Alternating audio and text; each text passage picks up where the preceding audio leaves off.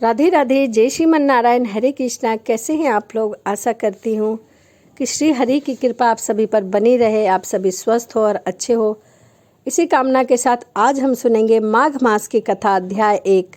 आज से मैं प्रतिदिन आपको माघ मास की कथा सुनाऊंगी, प्रतिदिन एक अध्याय सुनाऊंगी। तो चलिए आज हम सुनेंगे माघ मास की कथा अध्याय 1। तो शुरू करते हैं। एक समय श्री सूत जी ने अपने गुरु श्री व्यास जी से कहा कि हे गुरुदेव, कृपा करके आप मुझे माघ मास के महात्म को कहिए, क्योंकि मैं आपका शिष्य हूँ।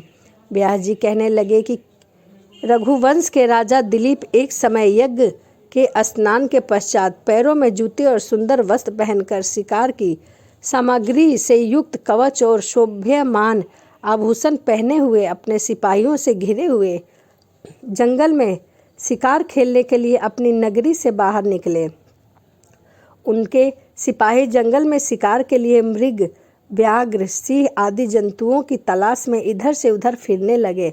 उस वन में वन स्थायी अत्यंत शोभा को प्राप्त हो रही थी।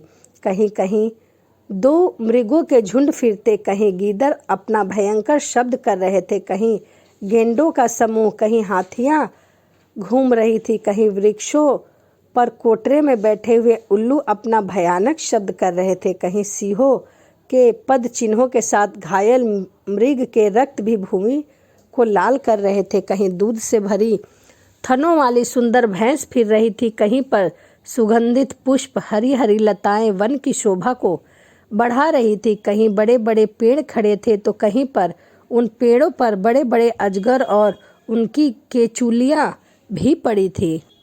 उसी समय राजा के सिपाहियों ने बाजे की आवाज़ सुनकर एक मृग वन में से निकलकर भागने लगा और बड़ी बड़ी चौकड़ियाँ भरता हुआ आगे बढ़ता। राजा ने उसके पीछे पीछे अपना घोड़ा दौड़ाया, परंतु मृग पूरी शक्ति से भागने लगा। मृग कांटेदार वृक्ष के एक जंगल में घुसा और राजा ने भी उसके पीछे वन में प्रवेश किया, परंतु दूर जाकर मृग राजा की दृष्टि से ओझल होकर निकल गया।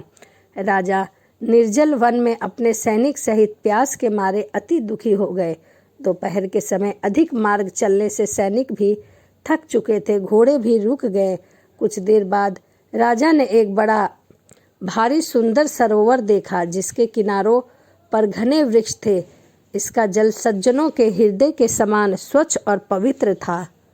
सरोवर का जल लहरों से बड़ा सुंदर लग रहा था। जल में अनेक प्रकार के जल जंतु, मछलियां इधर से उधर घूम रही थी। दुष्टों के समान निर्दयी चित्त वाले मगरमच्छ भी वहीं पर थे। किसी किसी जगह लोभी के समान सीमाल की पड़ी हुई थी, जैसे विपत्ति में पड़े हुए लोगों को दुखों को हरने वाले दानी पुरुष के समान यह सरोवर अपने जल से सबको सुखी करता है, जैसे मेघ चातक के दुख को हरता है। इस सरोवर को देखकर राजा की थकावट दूर हो गई। रात्रि को राजा ने वहीं विश्राम किया और सैनिक पहरा देने लगे और चारों तरफ फैल गए।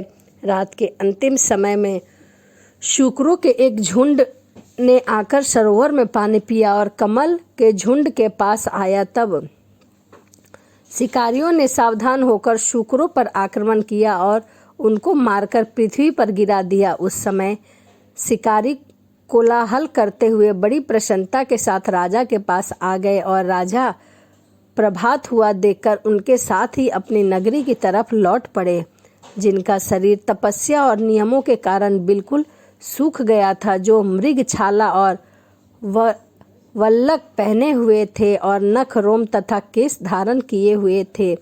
राजा ने ऐसे घोर तपस्वी को देखकर बड़े आश्चर्य से उनको प्रणाम किया और हाथ जोड़कर खड़े हो गए। तपस्वी ने राजा से कहा कि हे राजन, इस पुण्य शुभ माघ में इस सरोवर को छोड़कर तुम यहाँ से क्यों जाने की इच्छा करते हो?